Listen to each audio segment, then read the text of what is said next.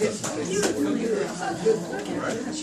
now, it's a great pleasure to call upon Shifra to share a few words.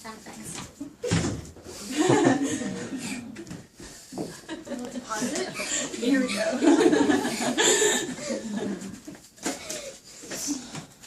Welcome everyone. Thank you for coming to share in my Bas Mitzvah. The term Bas Mitzvah can mean many things to many people. To some, Bas Mitzvah might mean getting ready for the biggest part of your life. For others, it might mean preparing to undertake some of the greatest responsibilities, like being required to fast on the fast days, or that now you just gotta wait the whole 6 hours until you can eat that one little piece of dairy chocolate after meat. But that's not the way I see it. Of course, there are some things about observing the halachos, laws of the Torah, that are hard. Hashem, God, wouldn't name us the Jewish people, the chosen nation, for doing something easy peasy lemon squeezy. We are chosen for responsibility. To me, though, some of the Torah, no, most of the Torah, is exciting. Excitement here would be defined as something enjoyable, interesting, or self-bettering.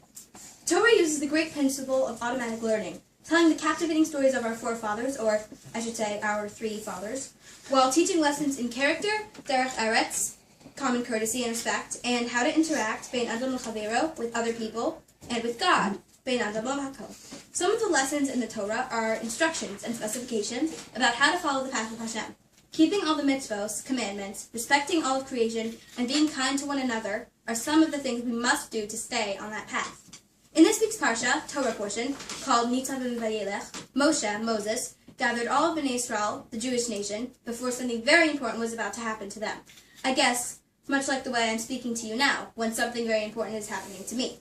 Moshe's speech was a very long one. It lasted about 3 months. I'll try to keep mine a little shorter. He started off the speech at the end of last week's Parsha, called Parshas Kisavo, by asking the Jewish people to remember the miracles that were performed for them in Egypt and in the Midbar, the desert. He touched on all the important events, the plagues that happened to the Egyptians, the 3 signs that were given to him by God, and Kriyas Yamsuf, the splitting of the Red Sea, some mentioned straight out, some implied or referenced. He also mentioned the miracles in the desert, how the Jewish people's clothes never wore out, how they always had enough food. He finished reminiscing about the miracles by discussing the nation's incredible against-the-odds military conquests, which Hashem was behind. As I review the 12 years of my life, I think about everything that's happened to me. Accomplishments, mistakes, friendships, family, happy times, hard times, everything that Hashem has given me. I was actually born in a time of upheaval, like my father said, just like the Jewish nation. My English birthday is September 12th, the day right after 9/11, and the world was still in shock. My parents told me that I was something happy within all that sadness. And there were happy times too, of course, like the fun times with my friends throughout the years in school and camp, and our recent Florida vacation. As I reflect on my life, I realize that there are some people in it that made many things in my life possible. I feel blessed to have such superb parents who have always been there for me, always seen the best in me, and just done an amazing job, if I do say so myself. I also feel blessed to have a great sister who blows me away with some things I will never be able to do, like art and gymnastics. She is also kind and caring. I also recognize how fortunate I am to live in such a warm and caring community. In particular, I recognize that the majority of my religious education and foundation was received at the Jewish Educational Center. Now it's the Yeshiva of Elizabeth. I'm also very grateful to my friends from the community, school, and the 4 camps I've been to for making life fun and meaningful over the years. Without you guys, a lot of stuff would have been boring. Returning to the Parsha, Moshe finished reviewing the miracles that happened in Egypt and the desert, and other happenings along the way. Moshe knew that this was a time of transition for the Jewish people, a time in which they would likely be confused about what lay ahead. They were finally about to achieve a long-standing goal, entrance into Eretz Israel, the land of Israel. But a lot had to happen before they got there. Moshe himself was about to die and turn over his life's work, being the Nasi, leader of the Jewish people, to his prodigy Yehoshua. The last part of Moshe's speech was devoted to his own impending death. He said to the nation, "Hashem has told me that I will not cross the Jordan River." He explained further that Yehoshua would be leading them into Israel and that the Jewish people would vanquish great nations there. The transition for our people at this time was probably overwhelming, happy and sad at the same time.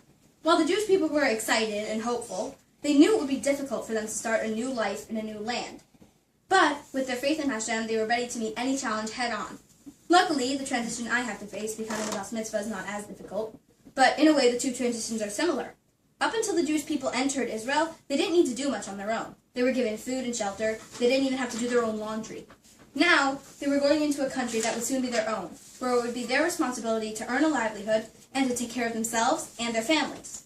Moving on to the second Torah portion of the week, Vayelech, we see another person who was given a tremendous responsibility, was Yehoshua. Moshe, of course, guided him, telling him many of the same things he had said to the nation. Be strong and courageous, for you shall come with this people to the land that Hashem swore to their forefathers to give them, and you shall cause them to inherit it. At his time of transition, Yehoshua was given instruction and encouragement for his task by someone whom he respected and he was used to taking direction from. This situation reminds me of the relationship between a bar or bas mitzvah and Hashem. As we get older and more mature, the girls are bas mitzvah first, I might add, we come closer and closer to fulfilling our special purpose in this world, our life goals. Sometimes we don't quite understand what we should do or how we should do it, but the one we trust and respect unconditionally, the one who knows everything, past, present, and future, is always there to guide us, just like Moshe was there for Yehoshua. The Torah's words are written with a teacher's tone. All of the guidance we need, all the lessons and instructions that help us make the right decisions, the values we need to practice, the stories we must retell, the many concepts to understand, the basis of the world itself. It's all written out right there. All of us B'not Mitzvah have just started middle school, where we have many teachers to help us interpret our Torah, clarified by the classic Torah commentators Rashi, Rambam, Ibn Ezra, and others.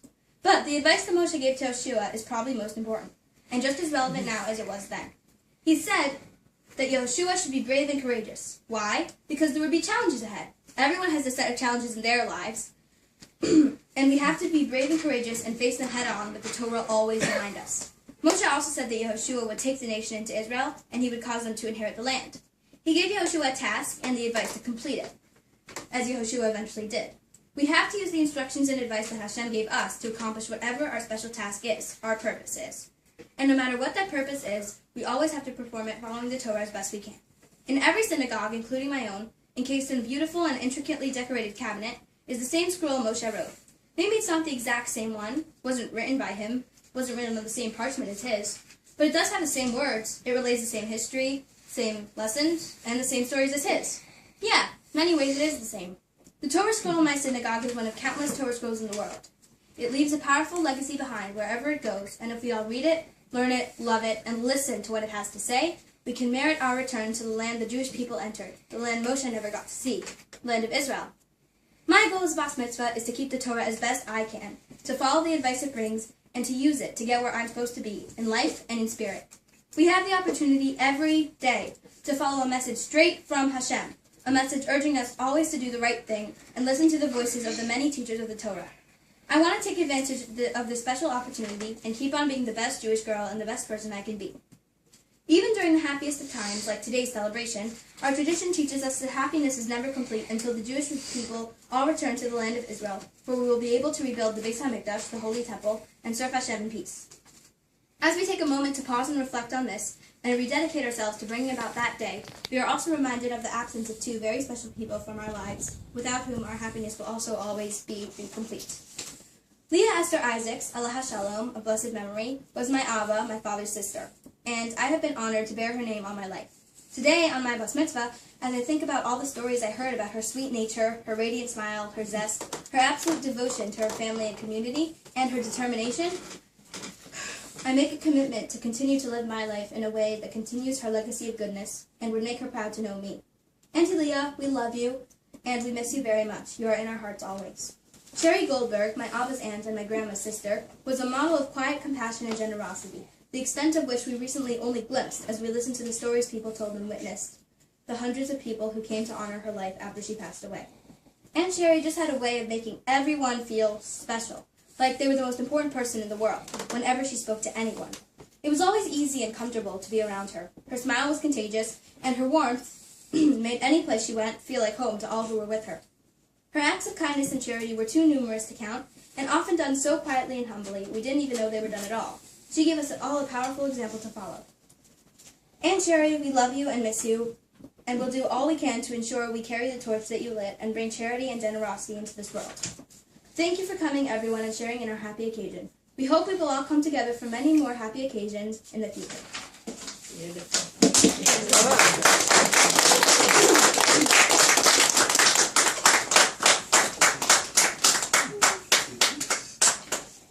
Thank you, everyone. Please continue to enjoy, and thank you again for coming. Get a little panorama. Should we go get some?